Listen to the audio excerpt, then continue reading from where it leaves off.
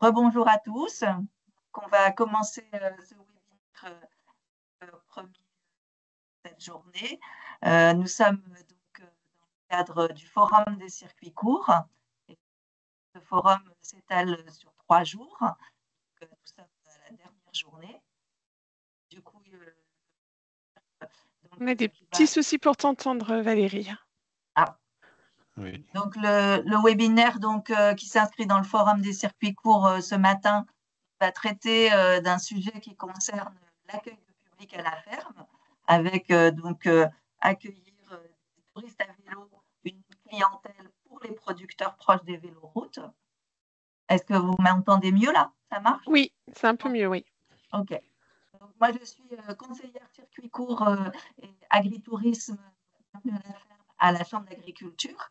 Et donc, j'ai fait appel au comité régional du tourisme et à l'agence de développement touristique du département de l'Île-et-Vilaine pour intervenir sur ce thématique de l'accueil des touristes à vélo. Donc, on va découvrir la thématique des routes. Ouais, on t'entend très mal, Valérie, je suis désolée. Bon, Valérie a des soucis. Du coup, c'est pas grave. Donc, c'était juste une petite introduction. Si tu veux, Nathalie, tu peux prendre le. Oui, tout à fait. Donc, pour prendre le relais, juste vous indiquer voilà, que la conférence se déroulera sur 20-30 minutes et qu'ensuite, on pourra consacrer un petit temps d'échange donc avec les intervenants et Valérie. Hein. Et juste vous signaler que le webinaire est enregistré car il sera rediffusé pour un replay. Toutes les personnes inscrites au webinaire recevront un lien d'ici 10 jours à peu près pour le revoir en replay. Donc voilà, je laisse nos intervenants la main aux intervenants. Merci beaucoup. Merci. Alors, bonjour à tous. Donc, bienvenue au webinaire Accueillir les touristes à vélo, donc une nouvelle clientèle proche des véloroutes. Nous sommes à 2 ce matin pour présenter ce webinaire. Donc, moi, je me présente, je suis Elena Tirnatou, je travaille pour Ille-et-Vilaine Tourisme et je suis coordinatrice d'une véloroute récemment inaugurée qui s'appelle La Régalante. Et donc, ce matin avec moi, Anthony. Anthony Cahu, donc moi je travaille chez Tourisme Bretagne, c'est le comité régional du tourisme en Bretagne, et j'accompagne les professionnels du tourisme dans leur démarche durable.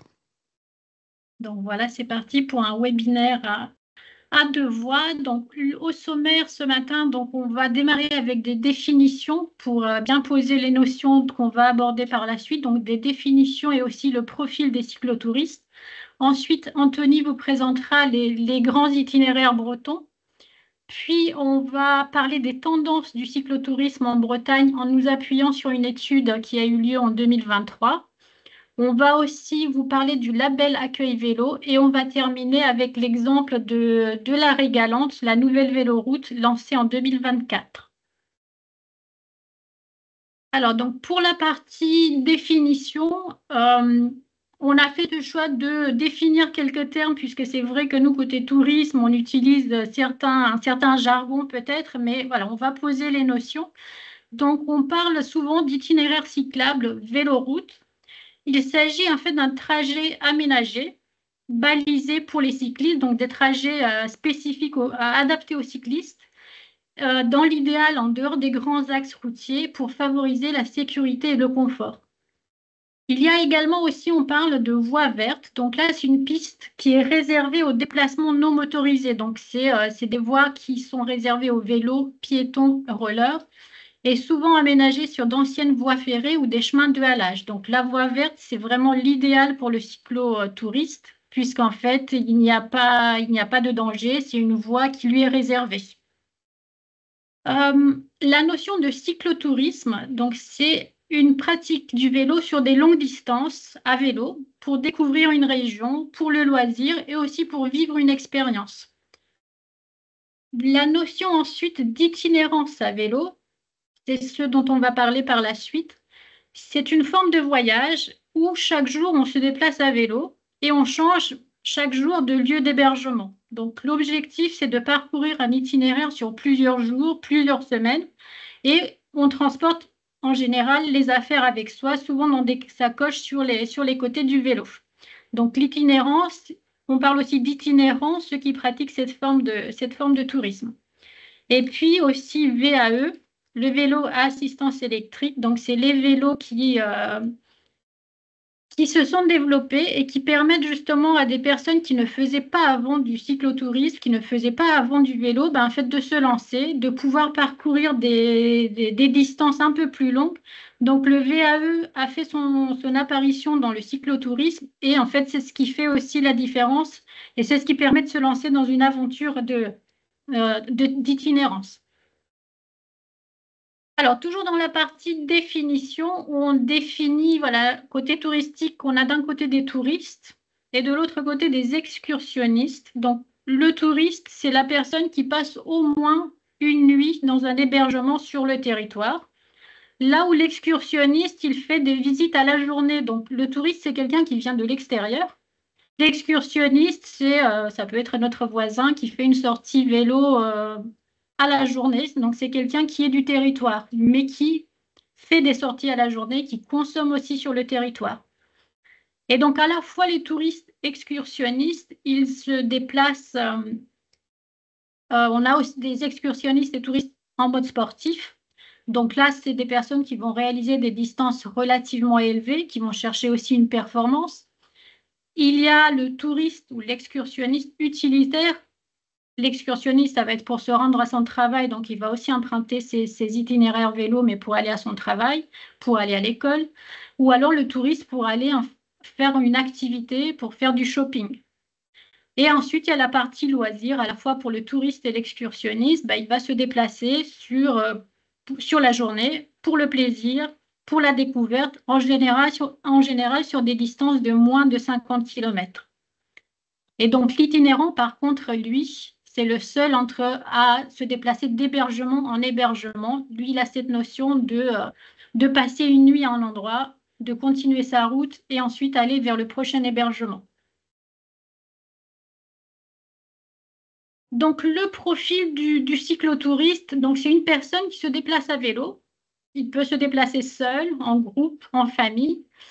Et c'est important, il emporte sur le vélo tout ce dont il a besoin pour son séjour. Donc, comme on le voit sur l'image, c'est souvent des personnes qui transportent beaucoup de choses sur leur vélo. Parfois, ça peut être une tente, ça peut être aussi tout le nécessaire pour faire le voyage. Donc, à partir de cette définition, quels sont ses besoins d'un cyclotouriste? C'est tout d'abord, c'est d'avoir un itinéraire sécurisé, puisque la sécurité, c'est ce qu'il y a de plus important. Et un itinéraire qui soit balisé afin de ne pas se perdre, en fait, de ne pas avoir à consulter en permanence son GPS, c'est d'avoir un itinéraire où il pourra se laisser porter par la route puisqu'il va trouver un balisage qui lui indique la route à suivre.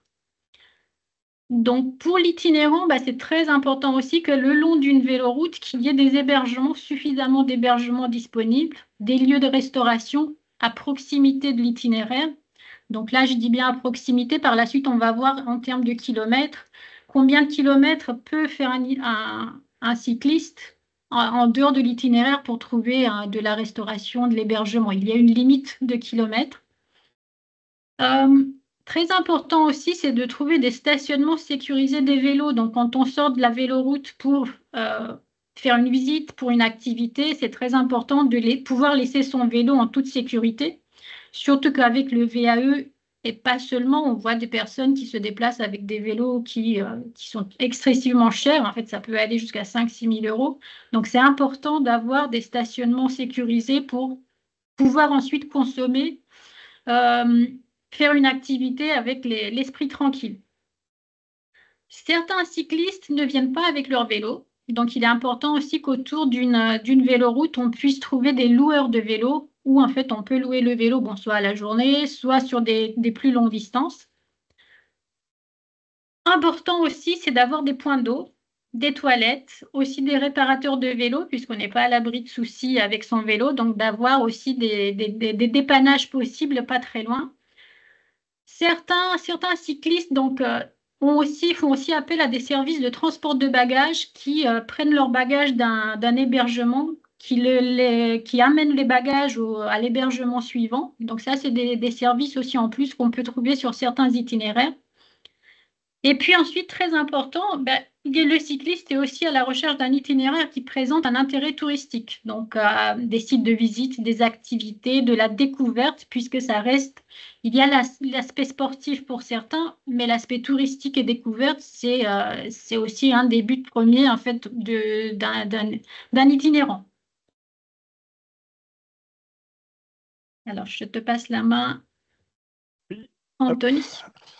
Alors moi, je vais reprendre la main. Donc là, non, mais je vais vous présenter les itinéraires bretons. Donc ceux qui sont référencés au niveau de la région. Et donc verra par la suite qu'il y a d'autres itinéraires, on va dire, plus petits. Mais les véloroutes, en quelques chiffres en Bretagne, c'est à peu près 2700 km donc, ouverts, avec un ratio entre sites propres et sites partagés. Donc ce que disait tout à l'heure Elena par rapport aux voies vertes, où c'est uniquement réservé aux utilisateurs, donc en site propre, et partagé, donc c'est avec les autres utilisations donc, de type voiture. Donc aujourd'hui, au niveau de la Bretagne, on a 9 grands itinéraires, 2 grands itinéraires européens et 2 nationaux. Je vais te laisser passer sur la slide suivante. Donc ici, vous pouvez voir le maillage qui a été réalisé pour, on va dire, pouvoir visiter la Bretagne sur tous les itinéraires. Je vous parlais des itinéraires européens. Donc nous avons la Vélodyssée et la Vélo Maritime. Donc ça, c'est 2 grands itinéraires. Donc ça aussi, vous pouvez voir, c'est le 1 et 4 sur cette carte-là. Les 2 partent au niveau de la France, donc ces 2 itinéraires européens, que ce soit pour la vélo maritime, si je ne dis pas de bêtises, c'est Roscoff jusqu'à Kiev. Donc j'ai noté, il y a 7 pays de traversée, c'est 5000 km d'itinéraire. Et pour la France, c'est Roscoff jusqu'à Dunkerque. Donc on suit le littoral français, que ce soit Bretagne, Normandie, Hauts-de-France, sur la côte. Et la Vélodyssée qui part pour la France de Roscoff jusqu'à Hendaye et qui suit effectivement le littoral atlantique et qui, on va dire, reprend le tracé du canal de Nantes à Brest. Pour celui-là, cet itinéraire-là, c'est à peu près 1300 km en France et 10 000 km, si je ne dis pas de bêtises. Il y a 6 pays visités. Et on voit plusieurs mers. Donc effectivement, il part du nord de la Norvège pour finir au Portugal. Donc ça, c'est les 2 itinéraires européens. Nous avons 2 nationaux, Saint-Malo-Arzal, qui est en rose, qui part de Saint-Malo, qui passe par Rennes et qui finit à Arzal, et également le Roscoff-Nantes, qui est le bleu clair, le 45, et là qui a aussi le nom de littoral, l'itinéraire littoral, pardon, et qui suit le littoral breton, que ce soit Finistère et Côte-d'Armor.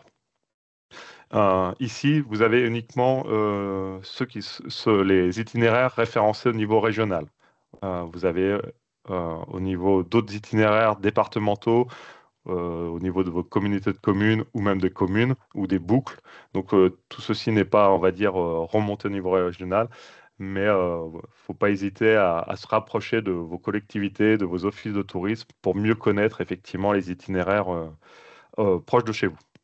Et pour finir, donc là, effectivement, ces itinéraires-là se font plus pour les cyclotourismes, pour de l'itinérance. Donc, on partirait de Roscoff pour aller à Nantes, par exemple.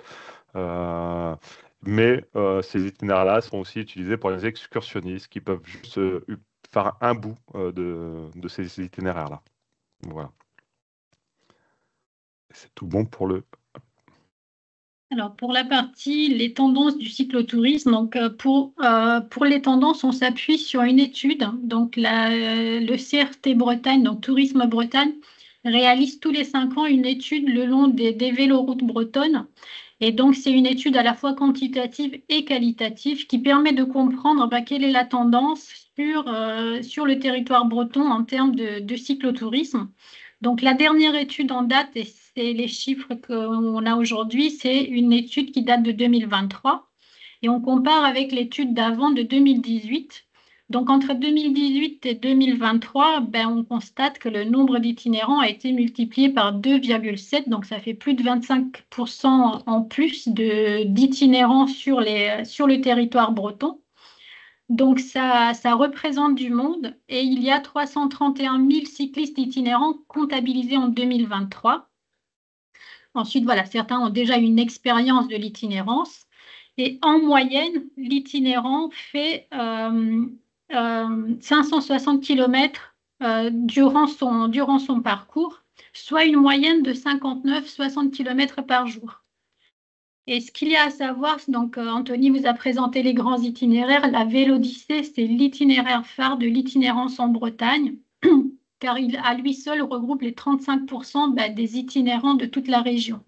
Donc, globalement, la Vélodyssée et la Vélo maritime, donc les deux itinéraires européens, sont les itinéraires phares de notre région.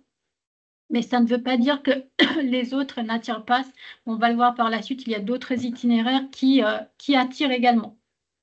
Ouais, ce que j'ai expliqué tout à l'heure, c'est que la Vélodyssée récupère, on va dire, l'itinéraire du canal de Nantes à Brest, de Carré, depuis Carré jusqu'à Nantes. C'est soit la Vélodyssée ou le canal de Nantes à Brest, c'est identique. Merci. Ensuite, l'alliance entre véloroute et activité, parce que comme on le disait tout à l'heure, quelqu'un qui se déplace à vélo en itinérance, il est à la recherche d'un itinéraire avec un intérêt touristique. Donc, ce qui ressort de cette étude, c'est d'abord, en fait, tout en bas, c'est que les cyclistes sont prêts à s'éloigner de la véloroute de 10 à 15 km.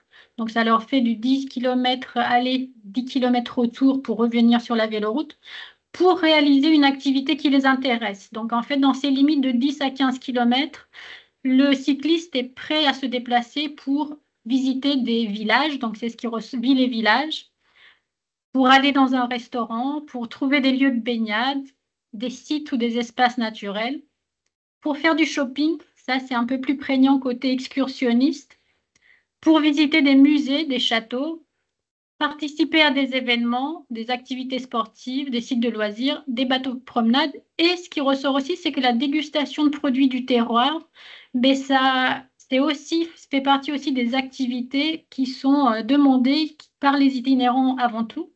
Mais par contre, il y a peut-être aussi un créneau auprès des excursionnistes à développer. Donc ça, c'est pour la partie activité. Pour la partie hébergement, donc l'itinérant va avoir besoin d'un hébergement tous les soirs le long du parcours. Et là, la distance qui est acceptable pour un itinérant, c'est de 8 km, de sortir sur 8 km en dehors de l'itinéraire pour trouver un hébergement. Donc, le soir, il est fatigué, il sort sur 8 km et le lendemain, il y a 8 km à refaire pour retrouver l'itinéraire. Et pour la typologie des hébergements, c'est dans un camping avec sa propre tente, d'où les sacoches, parce que certains, dont 41% d'itinérants, se déplacent avec leur propre tente dans les sacoches. Ensuite, il y a des hébergements dans des hôtels, chambres d'hôtes, le gîte plus prégnant pour les touristes déjà en séjour et qui vont faire des balades à la journée à vélo. Il y a aussi le bivouac, donc on voit aussi se développer dans différents territoires en fait, qui mettent en place des zones de bivouac où l'itinérant peut venir poser sa tente librement. Camping en hébergement à la nuitée. Certains se font aussi héberger famille, camping-car, auberge de jeunesse et puis résidence secondaire, c'est pour les touristes en séjour. Je te passe la main, Anthony. Oui. Là, je vais vous présenter le label Accueil Vélo, pardon, qui est un label national qui permet de promouvoir le vélo. En 2025, on avait à peu près 10 000 offres de structures labellisées en France auprès de différentes structures. En Bretagne, c'est 534 offres de labellisation avec une trentaine de référents locaux. Les référents locaux, ce sont les personnes qui vous renseignent, qui vous conseillent, et c'est aussi ces personnes-là qui réalisent l'audit de certification et qui sont là pour valider la grille des critères et pour pouvoir officialiser que vous puissiez être label accueil vélo. Je revenais par rapport aux itinéraires, aux grands itinéraires. Aujourd'hui, pour être accueil vélo, il y avait un minimum de distance pardon, excusez-moi, à être à 5 km, à moins de 5 km d'un grand itinéraire que je vous ai présenté tout à l'heure. Aujourd'hui, ce critère a évolué. La distance minimum ou maximum n'existe plus. Ce critère-là est revu avec le référent local. C'est celui qui va valider comme quoi l'accès est sécurisé, la distance est pas trop longue. Après, si vous avez 4 km avec une cote à 20%, c'est pas forcément facile d'acter. Pardon. Donc voilà. Donc là, le accueil vélo, c'est effectivement indiquer clairement comment je peux accéder à votre structure. Avoir un accueil. Si votre structure n'a pas d'accueil au quotidien, vous ne pouvez pas être accueil vélo. Donc des aires de loisirs ou de jeux ne peuvent pas être considérés comme accueil vélo. Il faut une personne, pas forcément en permanence, mais on va dire sur une plage assez importante, avoir un stationnement sécurisé, comme a dit Elena. Donc l'importance de pouvoir est gratuit, de pouvoir positionner, stocker son vélo dans un local sécurisé, de pouvoir, si c'est un restaurant ou un office de tourisme qui peut être aussi accueil vélo, de pouvoir laisser ses sacoches en toute tranquillité et de pouvoir effectivement faire une visite d'une ville ou d'un site historique. De recharger aussi son VAE ou ses équipements, que ce soit GPS ou téléphone, qui effectivement aujourd'hui est les moyens de pouvoir se balader. Recharger la batterie, parce que je vous ai expliqué, et aussi avoir un kit complet de pouvoir réparer les quelques pépins qu'il y a en France, qu'il y a sur le vélo. Donc voilà. Donc avec le vélo, pour un touriste, c'est effectivement un gage de sécurité et de confort. Voilà.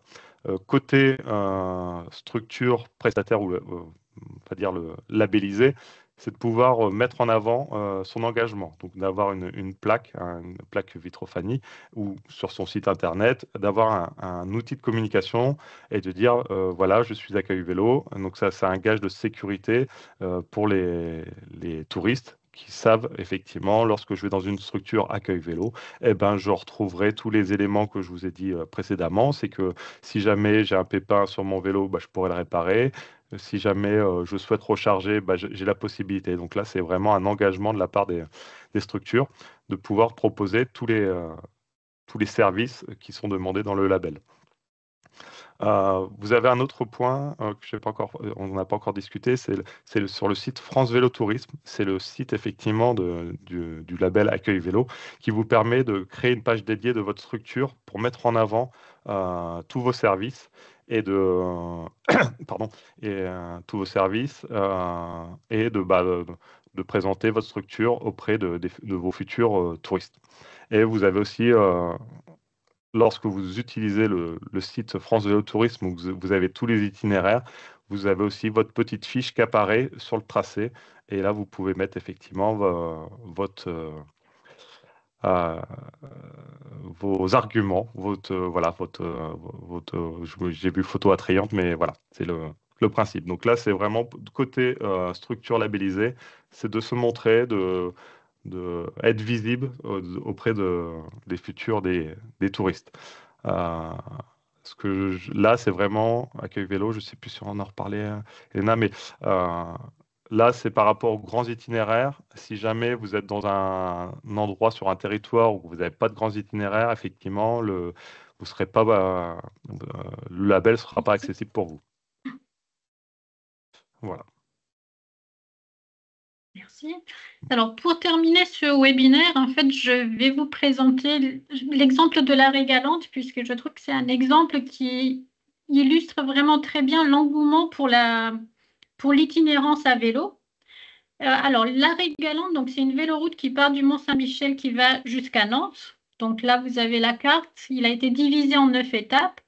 Et l'arrêt Galante a été inauguré en 2024. Donc, avant de s'appeler l'arrêt Galante, c'était la V409. Ça fait partie des 9 routes de la région Bretagne. Sauf qu'en fait, il y a eu un travail qui a été fait pour rendre cet itinéraire plus personnalisable, qu'il ait une identité et en fait justement parler davantage aux cyclotouristes. Donc là, son nom, c'est l'arrêt Galante. Et donc l'arrêt Galante, c'est 275 km d'itinéraire, donc du Mont-Saint-Michel à Nantes, en passant par Fougères, par Vitré, par des grandes villes comme Châteaubriand, Martigny-Ferchaud.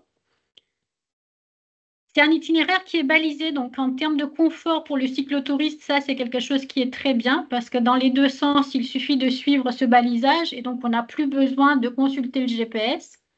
C'est un itinéraire qui a peu de dénivelé, donc peu de montée et assez facile, même pour les débutants en itinérance. Il traverse 25 centres-villes et centres-bourgs, donc c'est aussi quelque chose qui est confortable pour un cyclotouriste d'avoir des centres-villes et centres-bourgs parce qu'on a la garantie de trouver des hébergements, de trouver de quoi se restaurer et des points d'eau aussi. Et pour le type de voie pour l'arrêt Galante, on est sur 50% d'itinéraires en voie partagée, donc la voie verte dont je vous parlais tout à l'heure. Donc là, c'est 50% de voies en sécurité parce qu'on ne la partage pas avec les automobilistes. Et 50% de l'itinéraire, c'est de la voie par contre partagée. C'est souvent quand même des routes secondaires et peu fréquentées. Et aussi, le long de l'arrêt Galante, on a 12 offices de tourisme et bureaux d'information touristique qui sont là pour justement relayer l'information sur le côté pratique de l'arrêt Galante. Alors, l'arrêt Galante, donc, c'est vraiment, on lui a donné un nom et on a aussi une promesse de découverte vis-à-vis du cyclotourisme. Donc, l'arrêt Galante, c'est déjà la promesse de l'histoire parce qu'elle traverse les grandes villes des Marches de Bretagne, donc du territoire historique de Marches de Bretagne. Et donc, c'est la promesse pour un cyclotourisme d'avoir des villes historiques, d'avoir des monuments, d'avoir des châteaux médiévaux à visiter. Donc, ça démarre bien sûr avec le Mont-Saint-Michel, Fougères, Vitré, Guerches de Bretagne, Châteaubriand, Nantes. Donc, c'est vraiment tout un cordon de villes historiques. L'arrêt Galante, c'est aussi promesse de nature pour un cyclotouriste, une promesse de déconnexion. Donc, on a des lacs, forêts, il y a les polders du Mont-Saint-Michel et aussi une partie du canal de Nantes à Brest. Et aussi, le nom l'arrêt Galante, c'est aussi en lien avec l'idée de se régaler via la gourmandise. Et donc, la promesse, et c'est ce qu'on essaye de mettre en avant puisqu'on met en place une communication sur cet itinéraire, c'est aussi de mettre en avant les spécialités locales des régions. Donc, on a une carte touristique sur laquelle on a déjà positionné les différentes spécialités selon les régions traversées.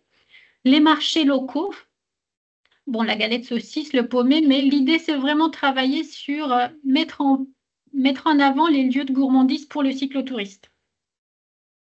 Alors, cet itinéraire, donc, comme je vous disais, on a été très agréablement surpris parce qu'il a été inauguré en mars.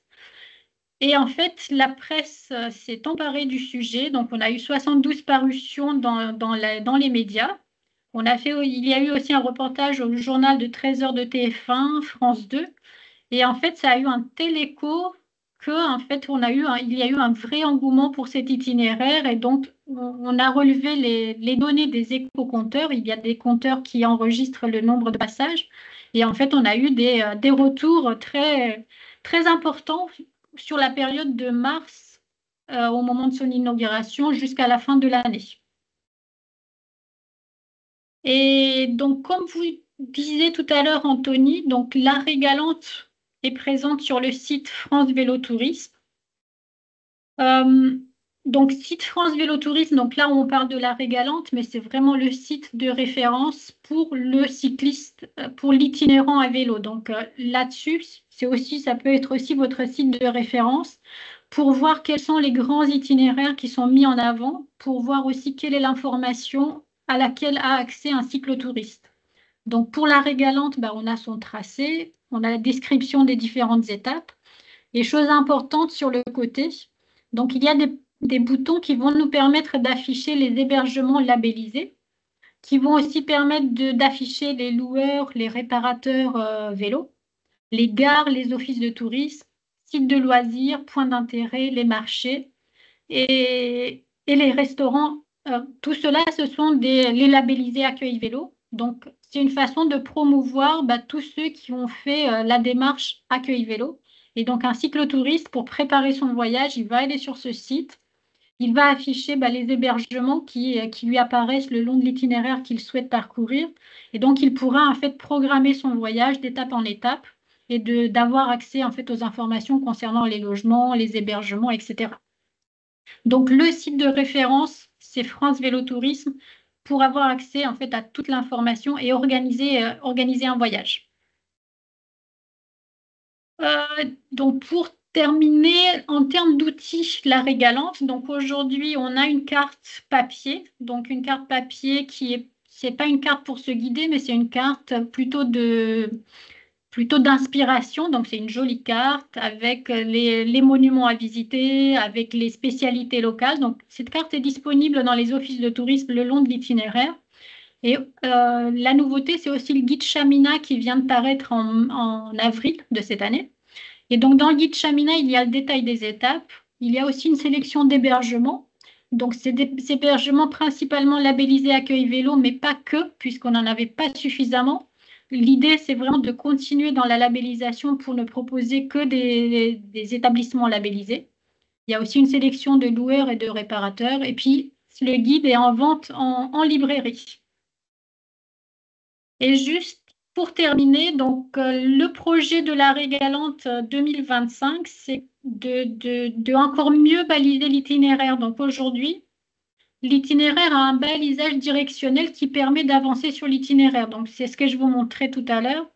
Il permet de continuer sur l'itinéraire. Mais par contre, un cycliste, une fois sur l'itinéraire, n'a pas de panneau pour lui indiquer ce qu'il y a autour de l'itinéraire. Donc, notre projet de travail pour 2025, c'est de mettre en place des panneaux qui permettent aux cyclistes de sortir de l'itinéraire et donc pour aller vers des services, des équipements, des commerces, des centres-bourgs en général.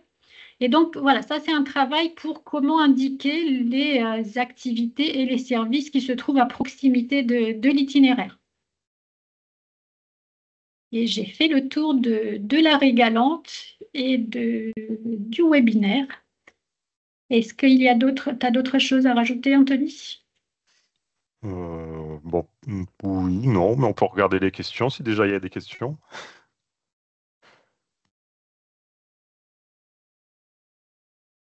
Alors, merci beaucoup, Elena. Merci, Anthony, pour votre présentation très intéressante au niveau de cette thématique des véloroutes et de l'itinérance à vélo. Donc, du coup, voilà, en fait, je pense que ce qui est important pour les participants, c'est aussi d'expliquer par rapport au projet de la Régalante en particulier et je dirais des véloroutes qui peuvent aussi ailleurs en Bretagne avoir ce même objectif.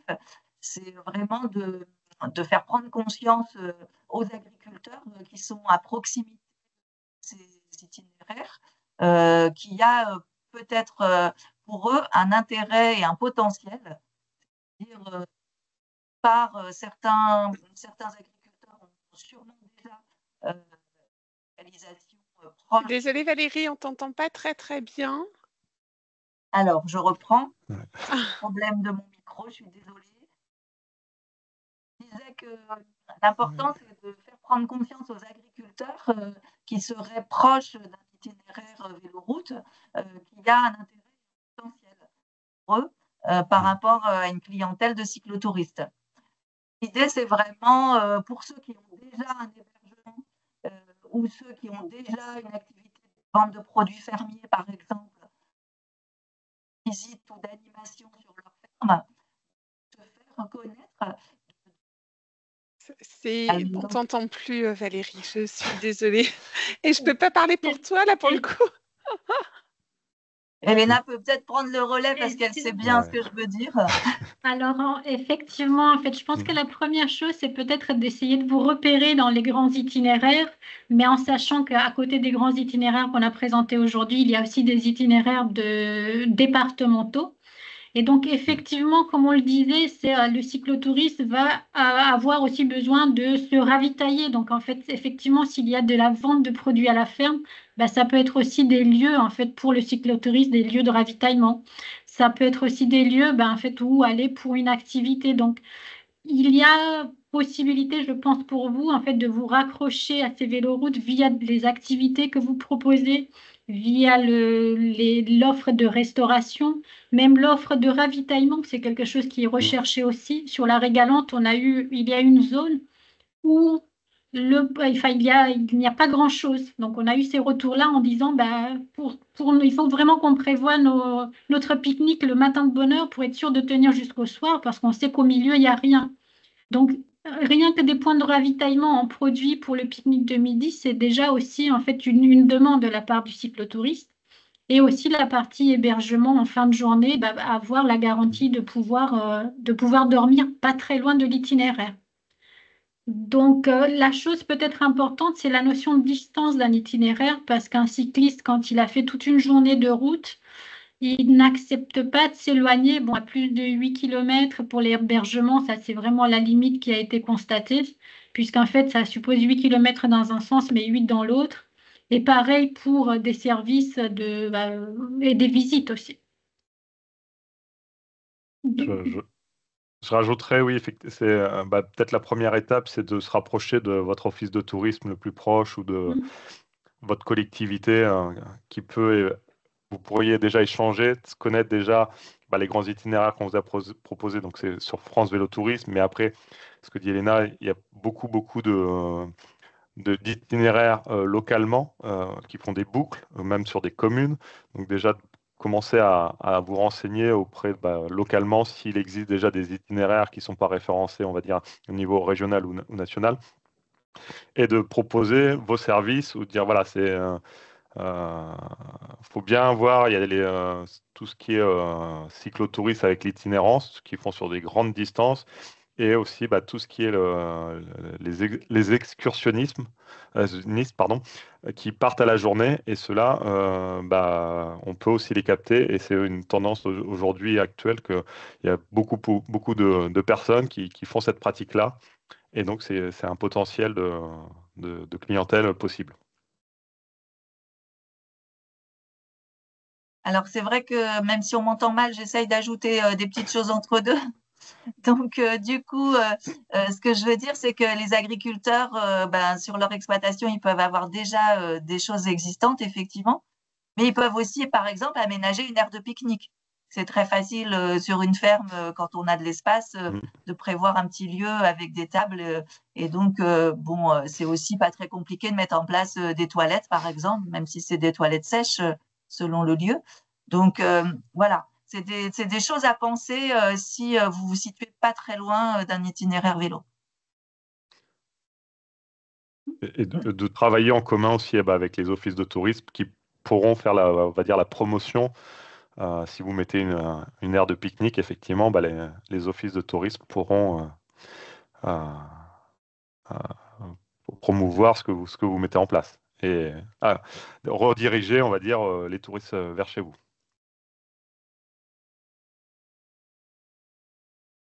Est-ce qu'il y a des questions parmi vous?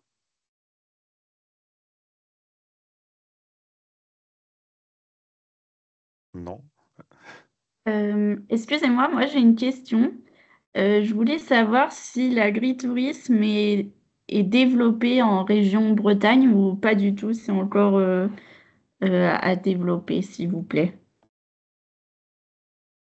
Oui, il y en a. Après, j'ai pas les chiffres. Mais ça. Oui, il y a des activités. Il y a forcément. Je pense aussi au tourisme savoir-faire qui est aussi en dehors de l'agriculture. C'est aussi les entreprises qui font visiter leur structure, mais j'ai pas forcément de données. Oui, il y en a. Après, je pourrais pas vous dire les chiffres. Je sais pas si toi, Elena, au niveau Ille-et-Vilaine. Non, je n'ai pas non plus de chiffres en tête, mais oui, pareil. Moi, je peux D'accord. vous donner Merci. quelques éléments. En fait, je ne sais pas si vous vous situez en fait dans un département déjà installé ou si vous avez un projet. L'idée, c'est de se dire que nous, on a un repère à travers le réseau Bienvenue à la ferme. On t'entend très mal, Valérie. Désolée. Au niveau du réseau Bienvenue à la ferme, je ne sais pas si ça va capter mieux. On a à peu près, donc, sur la région Bretagne, je dirais 180 adhérents. Il y en a la moitié qui font de la vente de produits fermiers. Il y en a l'autre moitié qui font de l'hébergement, des activités pédagogiques. Voilà, c'est... Oui. Ouais. Je vous entends plus, je suis Tu as désolée. sûrement plein de belles choses intéressantes à nous dire, Valérie, mais là... C'est horrible, c'est pire Ah que oui. l'habitude. Je comprends pas. Je comprends pas en plus que le service informatique ne trouve rien sur mon compte.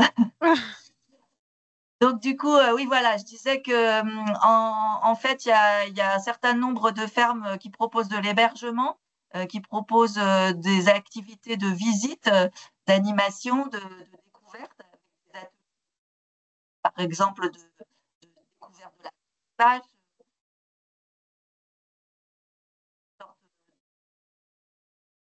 On t'entend plus du tout, Valérie.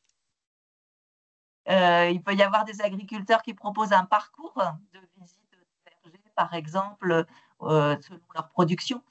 Et en fait, ce qu'il faut voir aussi, c'est que les agriculteurs ont facilement la possibilité de faire, je dirais, des lieux d'étape, donc avec une aire de pique-nique ou avec un moment d'animation. Donc, alors c'est vrai qu'en Ille-et-Vilaine, je dirais qu'il y a à peu près 50 exploitations qui sont connues du réseau Bienvenue à la ferme et qui proposent soit de l'hébergement, soit des visites, soit de la pédagogie. Alors, certaines ont des publics un peu particuliers qui peuvent être, par exemple, pour les fermes pédagogiques, les scolaires, les enfants, mais souvent, elles proposent aussi de l'accueil grand public. Après, c'est des choix d'organisation selon, évidemment, les jours de la semaine ou les week-ends, si elles ont la capacité de recevoir des touristes ou pas. Mais voilà, c'est important de savoir que les lieux de ferme sont aussi des lieux d'activité et de vente de produits pour certaines. Il y en a en Ille-et-Vilaine qui ont des magasins à la ferme, qui sont ouverts plusieurs fois par semaine. Donc, je ne sais Très pas bien, dans votre merci. question, quelle était la question exacte par rapport à l'agritourisme, comment vous comptez, je dirais, l'agritourisme englobe tout ça dans l'agritourisme. Je ne sais pas si c'est votre cas aussi. On t'entend plus, Valérie. Je disais à Andrea, je ne sais pas quelle est sa demande exacte. Est-ce que toutes ces activités, restauration, loisirs, vente de produits, sont pour elle dans l'agritourisme? En tout cas, pour nous, au niveau des champs d'agriculture et de Bienvenue à la ferme, on comprend tout ça. Alors, moi, je ne suis pas du tout en projet d'agriculture. Je ne suis pas en agriculture d'ailleurs. Moi, je suis plutôt étudiante en valorisation patrimoniale et je voudrais ensuite me diriger vers l'agritourisme. Donc, c'est pour ça que j'ai bien aimé votre présentation et je vous en remercie. C'était très intéressant pour moi et merci aussi d'avoir répondu à mes questions. Voilà, donc pour nous, au niveau des agriculteurs et des chambres d'agriculture, toutes les formes d'accueil de public peuvent être possibles sur une ferme, avec évidemment, selon le type d'activité, qu'il y ait un lien avec l'exploitation, un lien avec la production, et que les touristes puissent découvrir l'agriculture. En fait. D'accord, merci. Est-ce qu'il y a d'autres questions? Alors, je regarde dans le chat s'il y a des questions. Je ne sais pas si tu as regardé, Nathalie. Alors, la question de Guillaume, les locaux toilettes douches doivent être ERP avec un point d'interrogation. Alors, ben, je dirais que je vais faire un petit peu une réponse mitigée. Dans la majorité des cas, oui, puisque à partir du moment où on accueille du public, soit dans un camping, que ce soit je ne sais pas si quelqu'un peut prendre le relais, parce que Valérie, on ne t'entend pas. On a entendu la majorité des cas, oui, mais après, on t'entendait plus. Je ne sais pas si Anthony ou Elena, vous avez une réponse. Je pense que je préfère comme Valérie. Oui, non, j'ai pas. Oui, c'était l'accueil du public. Après, je n'ai pas d'éléments plus que ça, moi. Donc, Alors, il me semble que pour être en catégorie ERP, c'est établissement recevant du public. En fait, il faut recevoir plus de 15 personnes en fait, pour ouais, être dans cette c'est ça. catégorie-là. Donc, à partir de là, en fait, on rentre dans la catégorie ERP avec justement des critères précis. Bon, donc, peut-être que tout dépend aussi de la capacité d'accueil en fait, qu'on peut avoir. Oui, c'est ça. Alors, effectivement, dans un ERP, on compte C'est ça. les touristes, les personnes, le public, tout le monde qui rentre dans un local. Donc, c'est vrai que, par exemple, si on a un magasin de produits fermiers avec vente à la ferme, toutes les personnes qui rentrent dans le local, en fait, dès lors qu'ils ont accès à un lieu où il y a du public, ben, c'est un ERP. Du coup, il peut y avoir des capacités de RP différentes selon le nombre de personnes qui peuvent rentrer en même temps. Et du coup, les normes vont être différentes. Dans un camping, c'est un petit peu la même chose. Le local sanitaire est un ERP parce qu'on rentre à plusieurs personnes, aux toilettes, à la douche, etc. Donc, il peut y avoir effectivement des aménagements à prévoir. Après, il faut se rapprocher soit de l'office de tourisme, soit éventuellement de nous si c'est un projet à la ferme. Et du coup, on peut aussi vous donner les contacts plus directs. Par contre, un gîte rural où, par exemple, il y a une capacité d'accueil que, mettons, jusque 6, 8, 10 personnes, là, ce n'est pas un ERP. Un gîte de groupe où il y a une capacité d'accueil de plus de 15, 20, 25 personnes, oui, c'est un ERP. Donc, en fait, c'est vraiment une question d'équipement et d'installation. Et il faut prévoir, je dirais, les choses. Une salle d'animation, une salle pédagogique, en général, on la prévoit quand même pour un groupe, donc souvent pour plus de 20 personnes. T'entends moins bien la Valérie. Oui, je répète. Donc, je disais une salle pour un accueil de groupe, pour une animation, un atelier ou, je dirais, une démonstration, quelque chose. C'est un ERP parce qu'en général, on reçoit en même temps des groupes de plus de 20 personnes.